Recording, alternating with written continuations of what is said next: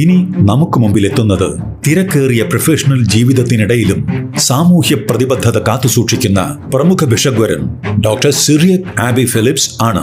കപട ചികിത്സകൾക്കെതിരെ ബോധവത്കരണം നടത്തുക എന്നതു മാത്രമല്ല, നിയമപരമായ പോരാട്ടം കൂടി ചെയ്യുന്ന അപൂർവം ചിലരിൽ ഒരാളാണ് അദ്ദേഹം. ഒരു നിർണായക വിഷയവുമായി അദ്ദേഹം വേദിയിലേക്കെത്തുന്നു. ആളെ കൊല്ലും ആധുനിക വൈദ്യം. നമുക്ക് സ്വാഗതം ചെയ്യാം ഡോക്ടർ സിറിയക് ആബി ഫിലിപ്സിനെ.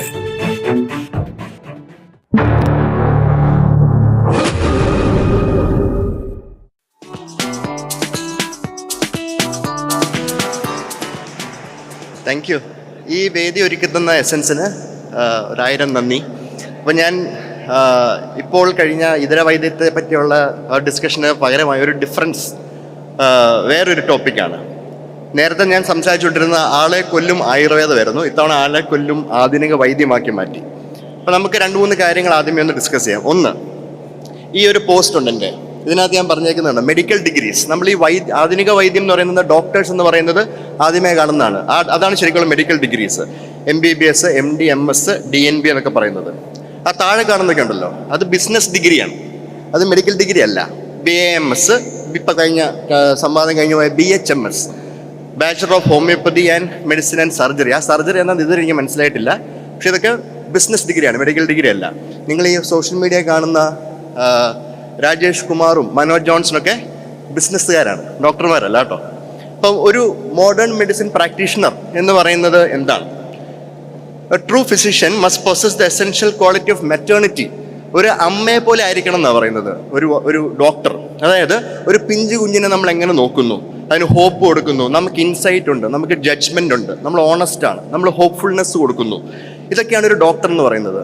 അതിലുപരി ഏറ്റവും അത്യാവശ്യമായി ഈ വാക്യമാണ് ഏറ്റവും ഇമ്പോർട്ടൻറ്റ്. ഇത് വില്യം ഓസ്ലർ പറഞ്ഞാണ്, one of the first duties of physician is to educate the masses not to take medicine. അതായത് ആവശ്യമുള്ളപ്പോൾ മാത്രം മരുന്ന് കൊടുക്കുക എന്നുള്ളതാണ് ഒരു ഡോക്ടറുടെ കടമ.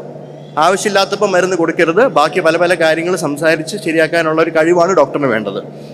അപ്പം നമ്മൾ ഈ ഒരു ഐഡിയൽ മെഡിക്കൽ പ്രാക്ടീസ് എന്ന് പറയുന്നത് ഇതാണ്. ലോജിക്കലായിരിക്കണം, റാഷണൽ ആയിരിക്കണം, എവിഡൻസ് ബേസ്ഡ് ആയിരിക്കണം, കംഫർട്ടിങ് ആയിരിക്കണം, ക്ലാരിറ്റി വേണം, നമുക്കൊരു കെയറിങ്, എമ്പതി വേണം, നല്ല കമ്മ്യൂണിക്കേറ്റീവ് ആയിരിക്കണം.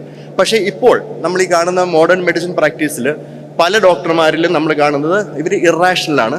ഇവർക്ക് എവിഡൻസ് അല്ല, എക്സ്പീരിയൻസ് ആണ്. അതായത് ഇപ്പം നമ്മുടെ സമൂഹത്തിൽ തന്നെ അറിയാം, 200 പേഷ്യൻസിനെ കാണുന്ന ഒരു ഡോക്ടറിനാണ് ഇവിടെ വലിയ പ്രാധാന്യം.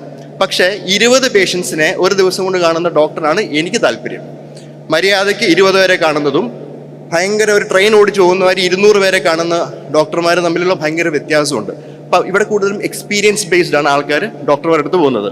അതുകൂടാതെ പലതവണയും ഡോക്ടർമാരെ രോഗികളെ കൺഫ്യൂസ് ചെയ്യുന്നു, ഭയങ്കര ഓവർ റിയാക്ഷനാണ്, എമ്പതി ഇല്ല, സിമ്പതിയാണ്. പിന്നെ ഏറ്റവും ഇമ്പോർട്ടൻ്റ് ആണ് മിസ്കമ്മ്യൂണിക്കേഷൻ. അവിടെയാണ് ഇതര വൈദ്യങ്ങൾ കയറി പിടിക്കുന്നത്. ഇപ്പോൾ ഒരു എക്സാമ്പിൾ ഞാൻ പറയാം.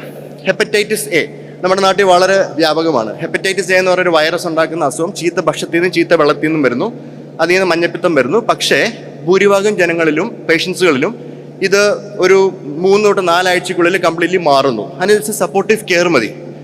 ഈ കാണുന്നത് കണ്ടോ, ഇതൊരു പ്രൈവറ്റ് ഹോസ്പിറ്റൽ, കൊച്ചിയിലുള്ളൊരു പ്രൈവറ്റ് ഹോസ്പിറ്റലിൽ ഹെപ്പറ്റൈറ്റിസ് എ പേഷ്യൻറ്റിന് കൊടുത്ത ട്രീറ്റ്മെൻറ്റിൻ്റെ ഒരു പകർപ്പാണ്, പ്രിസ്ക്രിപ്ഷനാണ്. ഇതിനകത്ത് 23 മരുന്നുകളാണ് എഴുതി വെച്ചേക്കുന്നത്. രോഗിക്ക് വന്ന ചെലവ് ഏകദേശം ഒരാഴ്ചയിൽ 8000 രൂപയാണ്.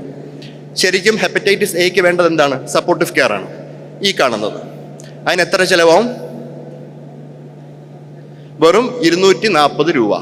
അതിന് പകരമാണ് ആ രോഗി അപ്പുറത്തെ ഹോസ്പിറ്റലിൽ പോയിട്ട് 8000 രൂപ ചിലവാക്കിയത്. അപ്പോൾ ഇപ്പോഴത്തെ ഒരു മെഡിക്കൽ പ്രാക്ടീസ് എന്ന് പറയുന്നത് ഡോക്ടർമാരെ വിചാരം മരുന്ന് കൂടുതൽ എഴുതിയാൽ കൂടുതൽ ബലം കിട്ടും, പേഷ്യൻസ് കൂടുതൽ ബെറ്റർ ആവും എന്നുള്ളതാണ്.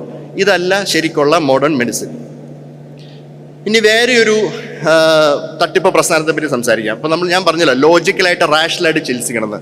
നിങ്ങൾക്ക് ഇതുപോലെയുള്ള പല പല അഡ്വർടൈസ്മെൻറ്റ്സും കാണാം പല ഹോസ്പിറ്റൽ വെബ്സൈറ്റ്സിൽ. ഇത് ഫൈബ്രോ സ്കാൻ എന്ന് പറഞ്ഞൊരു സംഭവമുണ്ട്. എനിക്കൊന്ന് എല്ലാവർക്കും അറിയാവുന്നതാണ്. ഫാറ്റ് ലിവർ ഡിസീസ് വരുമ്പോൾ ഒരു സ്പെഷ്യൽ സ്കാൻ ചെയ്തിട്ട് ലിവറിൻ്റെ കട്ടിപ്പളർന്ന് അത് ബയോപ്സി ഒന്നും ഇല്ലാതെ ലിവറിനകത്ത് എന്തെങ്കിലും സിറോസ് ആവാനുള്ള റിസ്ക് ഉണ്ടോ എന്ന് അറിയാൻ സാധിക്കുന്ന ഒരു ടെസ്റ്റാണ് ഫൈബ്രോ സ്കാൻ. ഈ ഫൈബ്രോ സ്കാൻ വെച്ചിട്ടാണ് ഇപ്പോൾ ഏറ്റവും കൂടുതൽ തട്ടിപ്പ് നമ്മുടെ നാട്ടിൽ നടക്കുന്നത്.